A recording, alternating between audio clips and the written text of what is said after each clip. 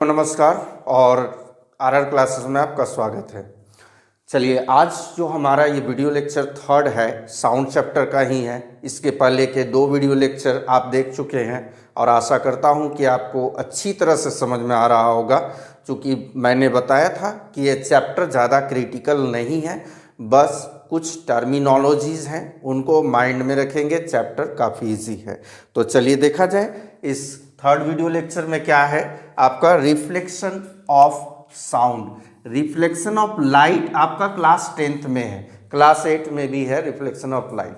यहाँ पर reflection of sound wave, reflection of sound wave, चूंकि वे वेव के रूप में जाता है। मैंने पहले ही बताया था कि मैकेनिकल नॉन मैकेनिकल है ना। इसमें क्या है, पार्टिकल्स के मूवमेंट के कारण होता है। सेम चीज है, जो सेम डिफिनेशन है, डेफिनेशन पर आप ध्यान देंगे, ठीक है, तो आपको लगेगा बिल्कुल तो लाइट वाला ही है। यहां देखिए क्या लिखा है, bouncing back of sound wave bye striking a hard and smooth. याद रखिएगा, ये 2 पॉइंट याद रखिएगा, हार्ड सरफेस या फिर स्मूथ सरफेस। जब कोई साउंड वेव जाता है वो हार्ड एंड स्मूथ सरफेस से टकराकर वापस आता है, यानी बाउंस बैक हो जाता है, तो उसको हम लोग कहते हैं रिफ्लेक्शन ऑफ साउंड। ठीक है, बिल्कुल लाइट की तरह था, bouncing back of light from a hard और स्मूथ सरफेस। यहां पर है bouncing back of sound wave bye striking a hard, striking मैंने टकरा जाना, हार्ड सरफेस से स्मूथ सरफेस से टकरा कर साउंड वेव का वापस आ जाना। इसके कुछ नियम भी है, लॉज का मतलब होता है नियम।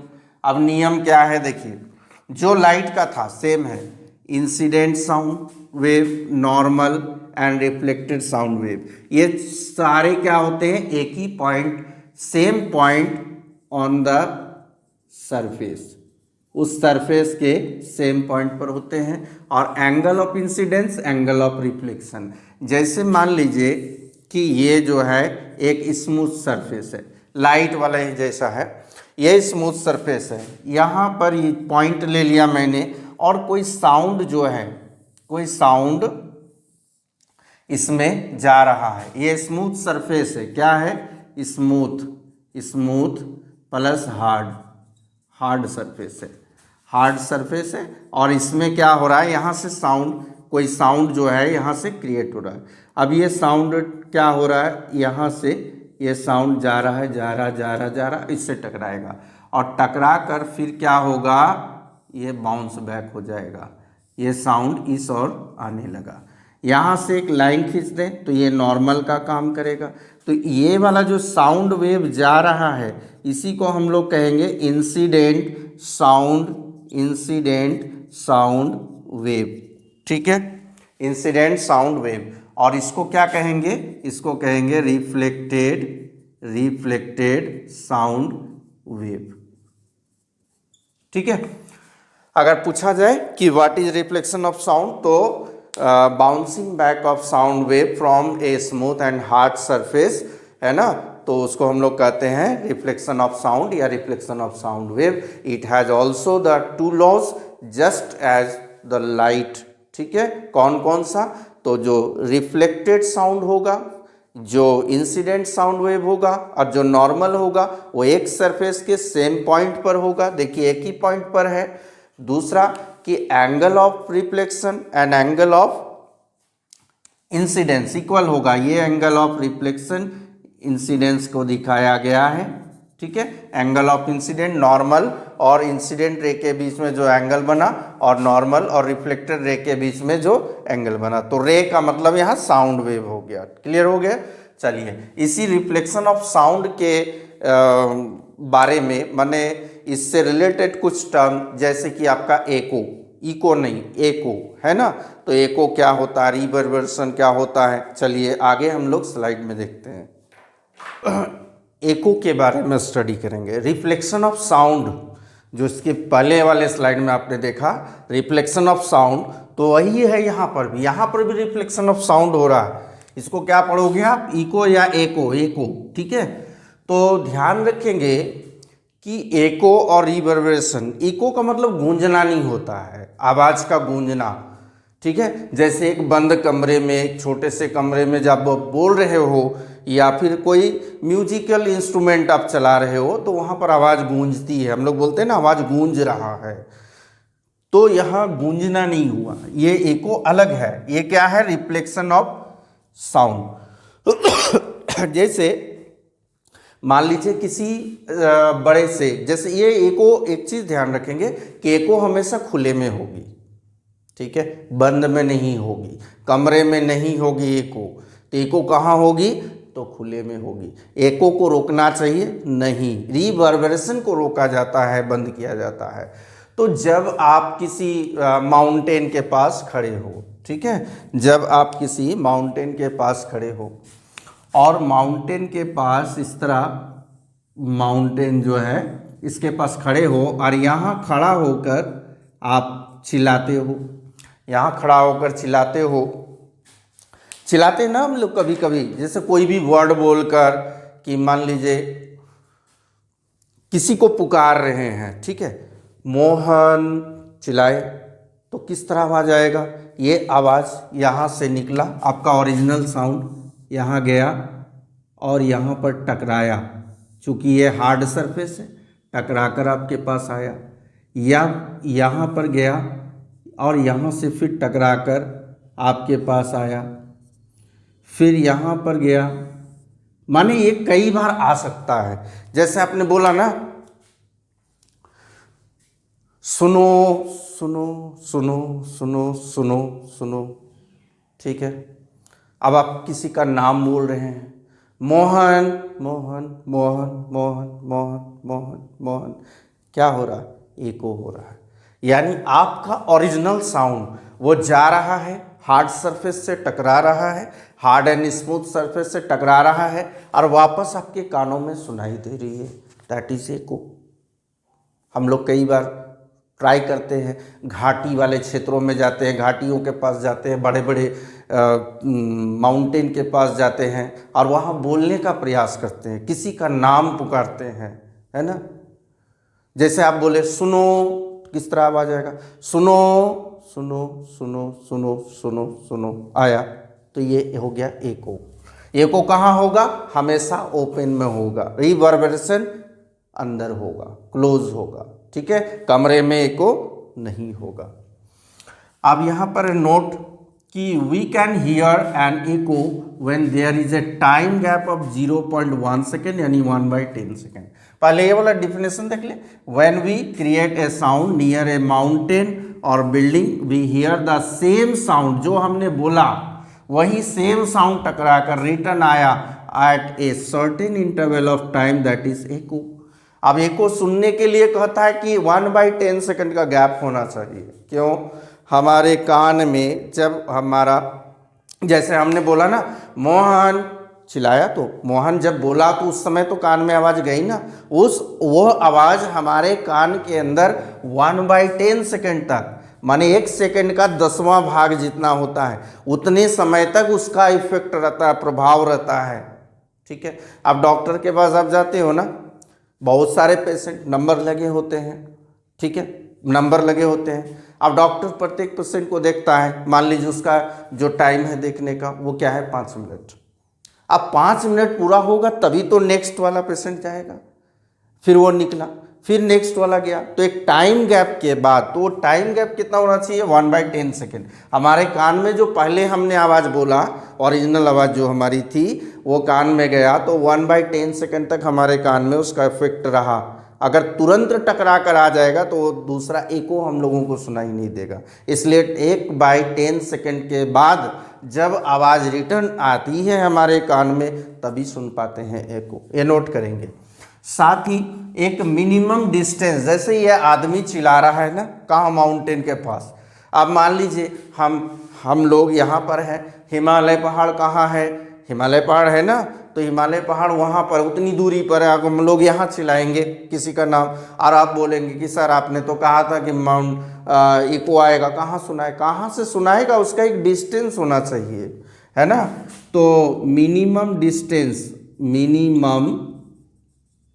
डिस्टेंस जो होना चाहिए, माने इसके बीच में ये माउंटेन और जो सोर्स ऑफ साउंड है, जो साउंड प्रोड्यूस कर रहा है उसके और जिससे टकराएगा उसके, उन दोनों के बीच में जो मिनिमम डिस्टेंस है वो कैसे निकलेगा।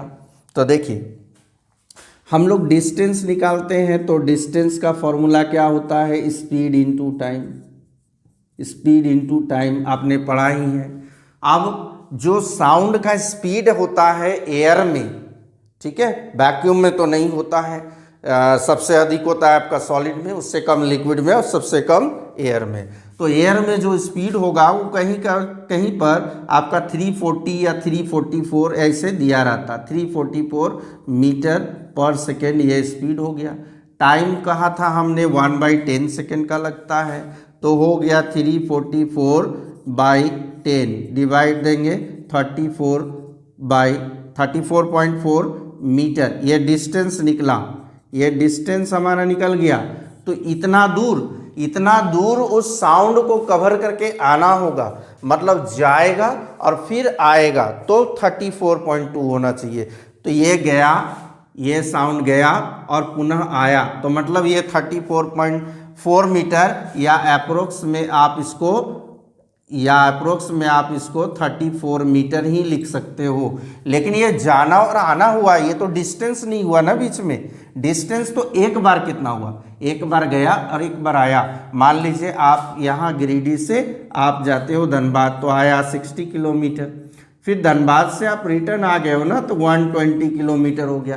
तो धनबाद और गिरिडीह का बीच का डिस्टेंस कितना हुआ, 60 या 120, तो 60 किलोमीटर। तो यहाँ 34 मीटर कवर किया गया और आया, है ना। तो इस सरफेस से वहाँ तक का डिस्टेंस कितना हो जाएगा, तो डिस्टेंस हो जाएगा 34.4/2 यानी 17.2 मीटर, या अप्रोक्स आप 17 मीटर लिख सकते हो।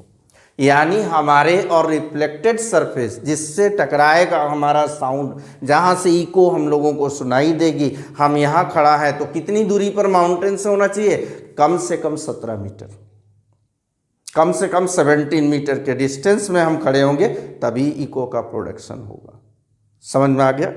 चलिए क्लियर हो गई। अब हम लोग नेक्स्ट स्लाइड में बढ़ते हैं, रिवर्बरेशन के बारे में जानेंगे और रिवर्बरेशन से क्या प्रॉब्लम होती है और कैसे इसको दूर किया जाए। चलिए come to the next slide. Reverberation, ठीक है, रिवर्बरेशन जिसको मैंने कहा गूंजना। अब यहाँ पर आपका आया गूंजना, एको नॉट मीन्स गूंजना, ठीक है। जैसे कहते हैं ना हॉल में आवाज़ गूंज रही है, कमरे में आवाज़ गूंज रही है, मैं यहाँ पढ़ा रहा हूँ आप लोगों को आवाज़ गूंज रही है ना। तो ये गूंजना हुआ, रिवर्बरेशन का मतलब गूंजना। क्या होता है देखा जाए पहले इसके, मल्टीपल रिफ्लेक्शन ऑफ साउंड कई बार रिफ्लेक्ट हो रहा है इन ए क्लोज्ड स्पेस, एक बंद कमरे में, एक बंद हॉल में, is heard after stopping the original sound. अब ओरिजिनल साउंड जो हमने कहा वो साउंड बंद हो गया, बंद होने के बाद भी वो बार बार हमारी आवाज़ आ रही है लेकिन साफ नहीं आ रही है।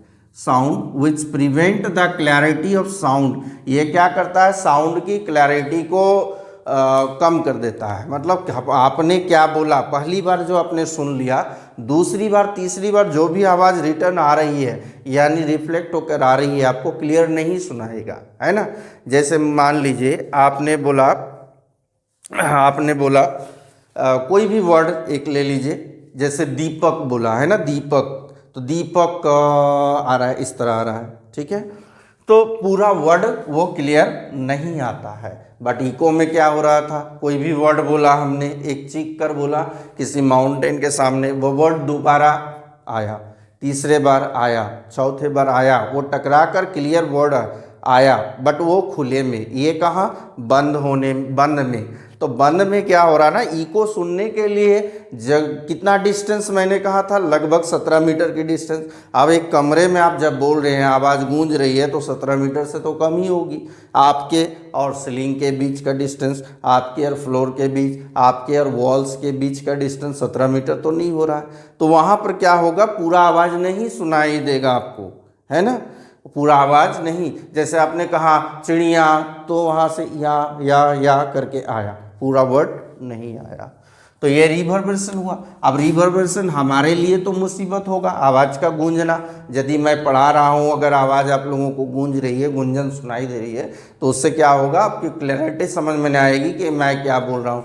हो सकता है आवाज़ अभी गूंज रहा होगा, मेरे पास उतना साधन नहीं है, अभी उतना डेवलप नहीं है, तो साधन नहीं है कि हम लोग रिवर्बरेशन को रोकने के लिए जो भी चीज़ें लगाई जाती है स्टूडियो में वो लगाऊं, बट धीरे धीरे देखा जाएगा समय के साथ।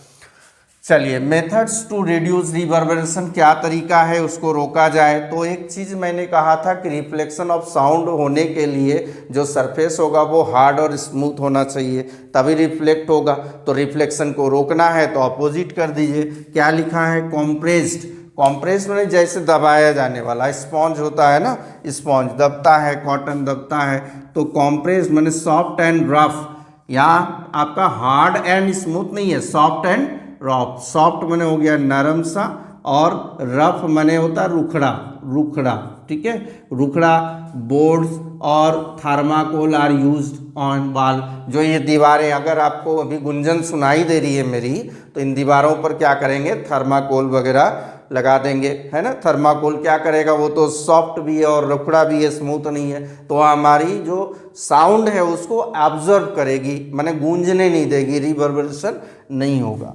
इसके अलावा जो जितने भी खिड़कियां या दरवाजे हैं, अगर मेटल के बने हुए हैं आपके, अगर लकड़ी के बने हैं तो ठीक है, अगर मेटल के बने हुए हैं तो वहाँ पर आवाज़ गूंजने की चांस होगी। तो आप क्या करोगे कि हेवी कर्टेन जो होता है, मोटे मोटे पर्दे, उसको यूज़ कर लेंगे विंडोज़ या डोर पर, तो आपका रिवर्बरेशन कम हो जाएगा। इसके अलावा ज़मीन तो आपका सॉलिड है, स्मूथ ही होता है, स्मूथ के साथ साथ हार्ड भी होता है, तो वहाँ से भी रिवर्बरेशन हो सकता है। तो उसके लिए क्या करोगे आप लोग, कारपेट का यूज़ करोगे ज़मीन पर, कारपेट लगा दो तो रिवर्बरेशन, माने जो स्टूडियो होता है ना, और भी जगह जहाँ पढ़ाई हो रही हो, लाइव क्लासेस हो रही हो, या फिर किसी ऑडिटोरियम में गए हैं आप, वहाँ पर कोई सभा संबोधित की जा रही है, तो ऐसे जगहों पर इस तरह का उपयोग किया जाता है। साथ में आप देखोगे थिएटर वगैरह, सिनेमा हॉल में जाओगे तो वहाँ पर आपकी मेटल के कुर्सी अगर होता भी है तो उस पर स्पॉन्ज वगैरह लगाकर उसको सॉफ्ट बना दिया जाता है, गद्देदार बनाया जाता है ना। तो गद्दीदार बनाया जाता है, क्यों, क्योंकि वो साउंड को, रिवर्बरेशन को ऑब्जर्व कर लेगा। तो seats are made with the material, ऐसे मटेरियल से सीट को बनाइए जिसमें साउंड ऑब्जर्विंग प्रॉपर्टी हो, तो ऐसे मटेरियल से बनाएंगे तो रिवर्बरेशन को रोक सकते हैं, है ना। रिवर्बरेशन मैंने जो समझ लीजिए ना कि एक साथ सभी लोग बोल रहे हैं। क्या होता है, देखिए, रिवर्बरेशन के लिए हम लोग जैसे मान लीजिए ये कमरे की दीवार है, ये कमरे की दीवार है, आप यहाँ पर खड़े हो, अब आपने जो कहा तो आवाज़ तो चारों दिशाओं में जाएगी, यहाँ गई, यहाँ से टकरा कर यहाँ आई, फिर यहाँ से टकरा कर आपके कानों में आई, फिर यहाँ से टकरा कर आपके कानों में, कई बार मल्टीपल रिफ्लेक्शन हो गया। तो रिफ्लेक्शन होने के कारण क्या होगा, अब वो साउंड जल्दी जल्दी हमारे कानों में पहुँच रहा है, माने 1/10 सेकेंड के बाद पहुँचे तो बात समझ में आती है कि एको है, सुनाई देगी। आप किसी पहाड़ के सामने बोल रहे हो तो आवाज़ थोड़ी लेट से आती है, वहाँ से जो रिफ्लेक्शन होकर साउंड आया तो वो लेट से आती है, तब वो इको कहलाया। बट यहाँ मल्टीपल इको हो गया, साउंड की क्लैरिटी को ख़त्म कर रहा, तो ये रिवर्बरेशन होता है। इसके अलावा आप देखोगे कि आप यदि किसी सिनेमा हॉल या थिएटर में जाते हो तो उसकी जो सीलिंग होती है वो कर्व होती है। पूछा भी जाता है क्यों कर्व होती है।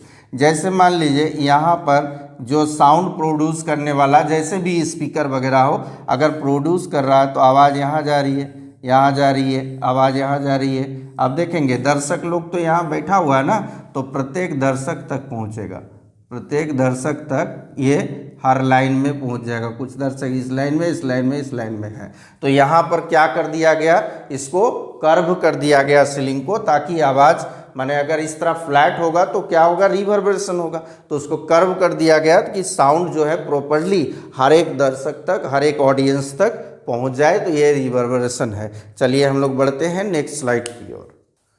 इस वाले स्लाइड में हम लोग देखेंगे कि रिफ्लेक्शन ऑफ साउंड को लेकर कुछ उपयोगी यंत्र भी बना दिए गए हैं, है ना भाई। रिफ्लेक्शन ऑफ साउंड हो रहा है तो रिफ्लेक्शन ऑफ साउंड से क्या क्या फ़ायदे लिए जा सकते हैं, उस आधार पर कुछ उपकरण है, कुछ चीज़ें हैं। सबसे पहले देखिए स्टेथोस्कोप क्या है, ये होता है आला, इसको कहा जाता है, ये मेडिकल इंस्ट्रूमेंट है, ये जो है मेडिकल इंस्ट्रूमेंट है। तो आपने देखा होगा प्रायः डॉक्टरों के पास ये रहता है, जब कभी भी इलाज कराने जाते हैं तो आप यहाँ देखोगे कि डॉक्टरों के पास जो होता है इस तरह का एक लगा होता है, इसको यहाँ पर एक मेटल वाला होता है, ये रबड़ का पाइप है ना, ये रबर पाइप है, रबर पाइप, ठीक है। और इसे जो है कान में लगाते हैं। आपके बॉडी में, चेस्ट में हो, चाहे पीठ में हो, बैक में हो, जगह जगह वो उसको लगा के क्या करते हैं, वो ऐसा नहीं कि कोई तरंग भेज रहे हो या आपके बॉडी से कुछ वेव निकल रहा उसको सुनना है, देखना है, ऐसा कुछ नहीं है। माने बॉडी के अंदर की हो रही हलचलों को सुनना चाहता है, जैसे हार्ट बीट हो गया, या आपके लंग्स में जब कफ वगैरह आ जाता है तो वहाँ पर जब आपको कहा जाता है कि लंबी सांस लीजिए, है ना, तो उस समय क्या होती है, कुछ साउंड क्रिएट होता है। तो साउंड, जैसे आप खांसते हो तो खांसते समय ना जब खांसी होती है दो तरह का, एक जब होगा आपको तो वहाँ पर खरखर की आवाज़ आती है, तो उससे रफ जब वॉइस निकलेगा तो समझ जाते हैं कि हम लोग के कफ है, हम लोग भी सुन के पता लगा सकते हैं। तो डॉक्टर उस चीज़ को देखता है पीठ के पीछे या चेस्ट वगैरह में या लंग्स के पास, हार्ट के पास, तो वह साउंड को सुनकर भाई किसके अंदर क्या क्या दिक्कतें हैं उस हिसाब से वो आपको मेडिसिन वगैरह प्रोवाइड करता है। तो ये आपका रिफ्लेक्शन ऑफ साउंड, जैसे यहाँ से साउंड आया, ये टकराया, ये टकराया, टकरा कर देखिए टकराते टकराते इस पाइप में ये क्या हो रहा है, जा रहा है। ये साउंड रबर वाला पाइप में क्या हो रहा है, रिफ्लेक्ट हो रहा है बार बार, और इस कुछ इधर चला गया, कुछ इधर चला गया, कान में चला गया, तो रिफ्लेक्शन ऑफ साउंड। अब दूसरा देखिए, इसको कहते हैं, ये जो है ना, ये आपका एक तरह का साउंड बॉक्स भी आप बोल सकते हैं। ये बड़े बड़े हॉल में लगाया जाता है, साउंड बोर्ड वगैरह।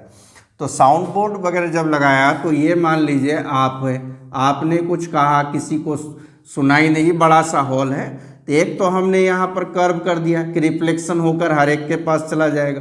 अब आपने यहाँ कहा तो ये आवाज़ इधर भी जा रही है ना, और इधर भी जा रही है, तो यहाँ से ये क्या होगा, इसे टकराएगा और ऑडियंस तक पहुँच जाएगा, ठीक है। तो यहाँ पर इस तरह इसको बना दिया गया, ये कर्व टाइप का होता है, बोलने वाले के जस्ट पीछे लगा होता है हॉल के। तो यहाँ भी रिफ्लेक्शन ऑफ साउंड। और ये तो आप जानते ही होंगे, मेगाफोन। मेगाफोन फिल्मों में आपने देखा होगा, क्या कहा जाता है, पुलिस ने आपको चारों ओर से घेर रखा है, बाहर निकलिए, है ना, आप भाग नहीं सकते हो, ठीक है। तो एक लेता ना छोटा सा ये लाउड स्पीकर जैसा रहता है, बोलता है वहाँ पर। तो यहाँ पर कैसे हो रहा है कि जैसे ही यहाँ से साउंड जा रहा है तो ये टकराता है, ये टकराता है, ऐसे टकराता है, टकरा कर ये सीधा जाने लगता है। फिर यहाँ से ये निकला दूसरी वाली, यहाँ से ऐसे टकराया, ऐसे टकराया, यहाँ आया, यहाँ से सीधा चला गया। मतलब इस आवाज़ को क्या करता है, सीधे जिस डायरेक्शन में भेजना हो उस डायरेक्शन में भेजकर आवाज़ को जो है, आवाज़ की क्लैरिटी के साथ उस ऑडियंस तक पहुंचा देता है, आवाज़ दूर तक जाती है। आप भी किसी के मोटे जैसे पेपर होता है ना, मोटे चार्ट पेपर को मरोड़ लें, गोल मरोड़ लें, उसको सिलेंडर शेप कर लें और उसके बाद बोलिएगा तो देखिएगा आवाज़ जो है, साउंड थोड़ा सा ज़्यादा लगेगा, ऐसा लगेगा एम्पलीट्यूड बढ़ गई। तो एम्पलीट्यूड बढ़ाने का भी काम कर रहा है, बट यहाँ पर रिफ्लेक्शन ऑफ साउंड हो रही है। तो ये कुछ प्रयोग है। चलिए अब हमारे सामने आता है कि हम लोग जो चीज़ें कभी कभी नोटिस करते हो आप, कुछ ऐसे साउंड है जो एनिमल्स सुन लेते हैं या हम लोग नहीं सुनते हैं। इसको जैसे हमारा होता है ऑडिएबल रेंज, ऑडिएबल रेंज, ठीक है। यानी यदि कोई व्यक्ति स्वस्थ है, व्यक्ति हो गया मतलब एडल्ट हो गया, 18+ हो गया और शरीर भी ठीक ठाक है, स्वस्थ है ना, कान से अच्छी सुनाई देती है, तो उसका ऑडिएबल रेंज जो होगा, ऑडिएबल रेंज कितना होगा, तो उसका 20 हर्ट्ज, वो कितना सुनेगा, तो 20 हर्ट्ज फ्रीक्वेंसी के साउंड से लेकर आपका 20,000 हर्ट्ज तक, फ्रीक्वेंसी का ऐसा यूनिट हर्ट्ज था ना। तो यानी एक स्वस्थ आदमी, एक एडल्ट आदमी, 18+ आदमी जो है, या 5 साल से ऊपर के बोले तो वो यदि स्वस्थ है तो वो 20 हर्ट्ज से लेकर 20,000 हर्ट्ज इसको 20 kHz 20 किलो हर्ट्ज भी बोल सकते हैं। इसके बीच का जो साउंड है माने इतना से कम नहीं सुन सकेगा, 20 हर्ट्ज से कम नहीं और 20,000 हर्ट्ज से अधिक नहीं सुन पाएगा। तो इसको हम लोग कहते हैं ऑडिएबल रेंज। अगर इससे कम आवाज़ होती है, इस वाले से आवाज़ कम हो जाती है 20 से, मतलब 0 to 20 हर्ट्ज, इसको हम लोग क्या कहेंगे? इसको कहेंगे इंफ्रासोनिक। इंफ्रा साउंड भी बोल सकते हैं या इंफ्रासोनिक वेव। ठीक है, यह कब हुआ? 0 से 20 हर्ट्ज के बीच में, यानी इंफ्रासोनिक जो वेव होता है, जो साउंड होता है, उसको हम लोग नहीं सुन सकते हैं। और अगर 20,000 हर्ट्ज से अधिक भाग रहा है, 20,000 हर्ट्ज से अधिक, तो इसको क्या कहेंगे? अल्ट्रासोनिक वेव या साउंड। ठीक है, 20,000 से ऊपर को अल्ट्रासोनिक और 20,000 से कम को 20 से कम को इंफ्रासोनिक होता है। ठीक है, लेकिन बच्चे और कुछ एनिमल्स जो होते हैं इस साउंड को सुन सकते हैं। बच्चे मतलब 5 साल के उम्र तक या 5 साल से छोटे, जैसे छोटे बच्चे होते हैं ना घर में, 5 साल से छोटे हैं, सो रहे होते हैं, तो अब देखिएगा थोड़ा सा किसी कोई कप या स्पून भी गिर गया, एक चम्मच भी गिर गया, वो सोया है, गंभीर नींद में सोया, और जैसे ही स्पून गिरा वो उठ गया। कोई भी चीज़ अगर शोर होती है उसकी नींद तुरंत टूट जाती है। मतलब क्या है, वो थोड़े से साउंड को 20 हर्ट्ज से भी कम, मतलब 5 हर्ट्ज से है ना, वो शुरुआत करता है। हम लोगों का कितना है? 20 हर्ट्ज से 20,000। और जो छोटे बच्चे होते हैं उनका रेंज हो जाता है आपका 5 हर्ट्ज से 25,000 हर्ट्ज। मतलब इधर हो गया आपका 15 हर्ट्ज कम और उधर हो गया 5,000 हर्ट्ज अधिक, उतना सुन पाता है छोटे बच्चे और कुछ एनिमल्स, है ना। तो यहाँ पर हम लोग अल्ट्रासोनिक वेव के कुछ यूजेस भी देख लेंगे। अब सबसे पहले यहाँ पर आते हैं हम लोग कुछ यूजेस के बारे में देखेंगे कि अल्ट्रासोनिक का कहाँ यूज़ होता है और कौन कौन सुनता है, कौन कौन इसको प्रोड्यूस करता है। अगर आप लोग बात करेंगे यहाँ पर इंफ्रासोनिक में, तो इंफ्रासोनिक में क्या होता है ना, जैसे अर्थक्वेक पता ही है, भूकंप आना। अर्थक्वेक क्या होता है? भूकंप आना, भूकंप। तो भूकंप में साउंड क्या, भूकंप सुनेगा? भूकंप साउंड थोड़ी सुनता है। भूकंप आता है तो वहाँ साउंड क्या होता है? क्रिएट हो जाता है। भूकंप में साउंड क्रिएट हो जा रहा है। ठीक है, तो वहाँ पर हो गया हमारा। या फिर सिंपल मान लीजिए पेंडुलम जो हिल रहा है, झूला हिल रहा है, एक पेंडुलम आपने बनाया, नॉर्मल पेंडुलम, सिंपल पेंडुलम, और उसको हिलने के लिए, मूव करने के लिए छोड़ दिया, तो वहाँ पर भी एक साउंड क्रिएट हो रहा है। तो वो साउंड जो क्रिएट कर रहा है वो उसको हम लोग नहीं सुन पा रहे, क्यों? वहाँ पर इंफ्रासोनिक है। राइनोसोर्स जो है एक दूसरे से कम्युनिकेट करता है ना, राइनोसोर्स एक दूसरे से कम्युनिकेट करता है। एलिफेंट एक दूसरे से, मतलब हम लोगों से नहीं, अपनी प्रजाति से। एलिफेंट्स के साथ बातें करेगा। अब क्या बातें कर रहा है, किस भाषा में, वो जाने, है ना। या डॉल्फिन्स हो गया, बहुत सारे जीव ऐसे हैं जो कि ये साउंड प्रोड्यूस करते हैं, केवल वही प्रजाति के जीव उसको सुन सकते हैं। तो राइनोसोर्स हो गया, एलिफेंट हो गया, व्हेल्स मछली हो गया, है ना। तो व्हेल्स मछली जो है वो सब साउंड प्रोड्यूस करता है। कितना? तो इंफ्रासोनिक, मतलब 20 हर्ट्ज से कम वाले। और अर्थक्वेक भी है जिसको, अब है कि 20,000 हर्ट्ज से अधिक साउंड कौन प्रोड्यूस करता है। तो जैसे हो गया आपका डॉल्फिन हो गया, है ना, जैसे आपका हो गया व्हेल्स हो गया, है ना, जैसे आपका बैट्स हो गया।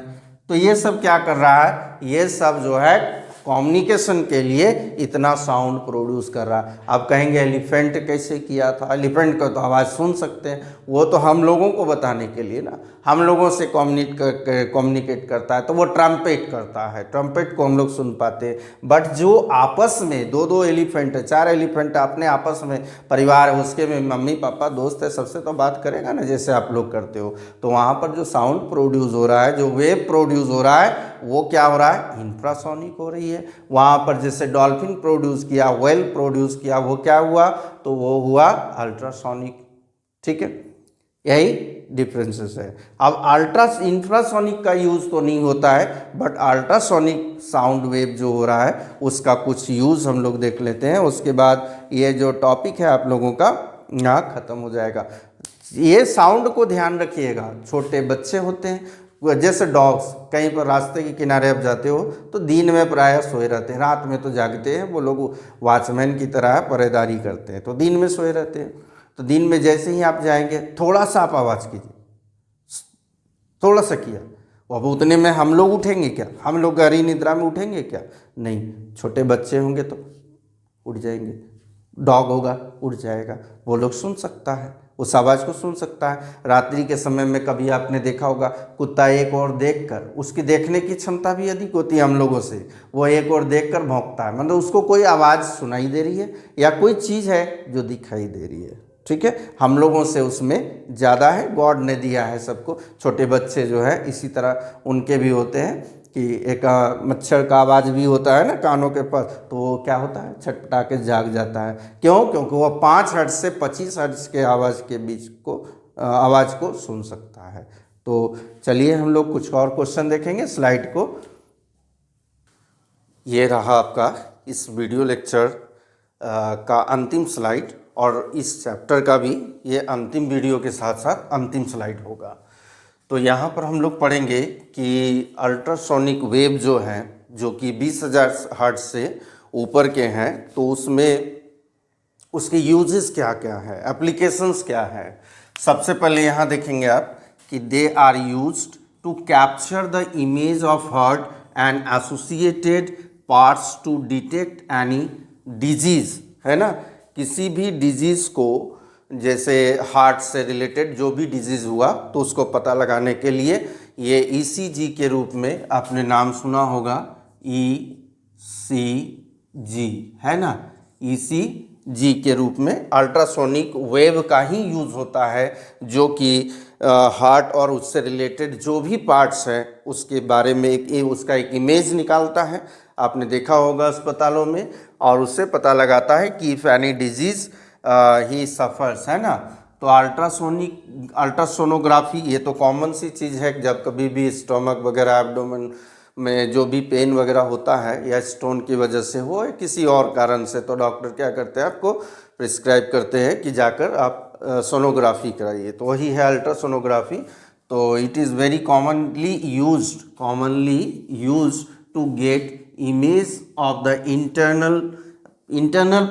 Internal organs like kidney, liver, uterus, है ना। किडनी में अगर कुछ है, स्टोन वगैरह, या यूटेरस में है, या फिर यूटेरस के अंदर जो फीटस ग्रो कर रहा है, कोख में बच्चा जो ग्रो कर रहा है, उसकी ग्रोथ जो है नॉर्मल तरीके से या एबनॉर्मल तरीके से ठीक से हो रही है या न हो रही है, तो ये पता लगाने के लिए भी आपका अल्ट्रासोनोग्राफी कराया जाता है।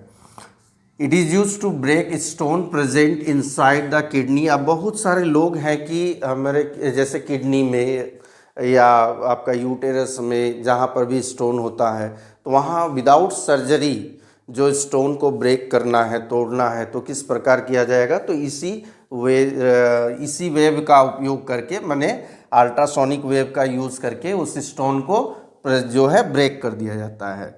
नेक्स्ट है, it is use to clean the masonry part which is impossible to clean due to its shape. आप मान लीजिए कोई मशीनरी पाइप है, और उसमें ये जो पाइप है ये कुछ इस तरह का है, ये जो पाइप है कुछ इस तरह का है।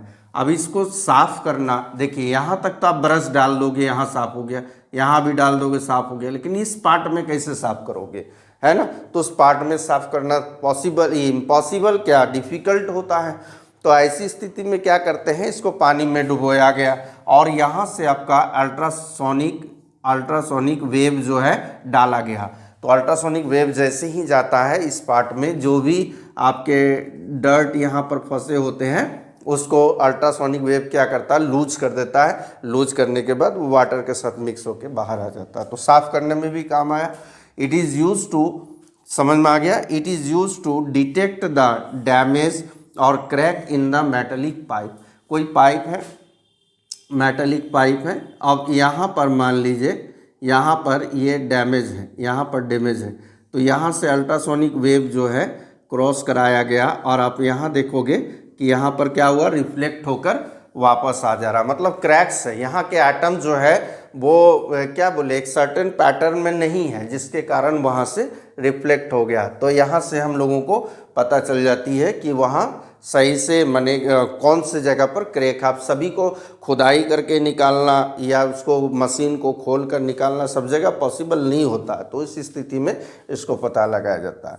सम एनिमल्स जैसे कि आपका बैट्स वगैरह हो गया, detect his path and prey and obstacle. कुछ एनिमल है जैसे बैट की बात कर ले, चमगादड़ों की बात कर ले, तो वो ये साउंड को प्रोड्यूस करते हैं, इस साउंड को प्रोड्यूस करते हैं। जैसे कि आपका बैट हो गया, है ना, आपका बैट हो गया, ये साउंड को क्या कर रहा है, प्रोड्यूस कर रहा है, साउंड को प्रोड्यूस कर रहा है, अल्ट्रासोनिक वेव निकल रहा है। तो यहाँ पर मान लीजिए इसका कोई प्रे होगा, तो यहाँ से ये साउंड क्या होगा, टकराएगा और टकरा के ये वापस इसके तक आ जाएगा। तो ये कैलकुलेशन करता है, इनकी कैलकुलेशन हम लोगों के कैलकुलेशन से स्ट्रांग होता है ना। तो ये कैलकुलेशन करके पता लगा लेता है कि वो जो ऑब्स्टिकल है, वो जो प्रे है ना, वो जो हार्ड सरफेस है, तो वो हमसे कितना दूर है। किसी भी चीज़ों का पता लगाने के लिए ये अल्ट्रासोनिक वेव निकालता है और उसको यही सुन पाता है, निकाल कर इसके कानों तक पहुंचा तो इस कैलकुलेशन फटाक से कर लिया कि कितना डिस्टेंस में है। अब प्रे होगा तो उसी डायरेक्शन में बढ़ेगा, ऑब्स्टिकल होगा तो अपना डायरेक्शन चेंज कर लेगा।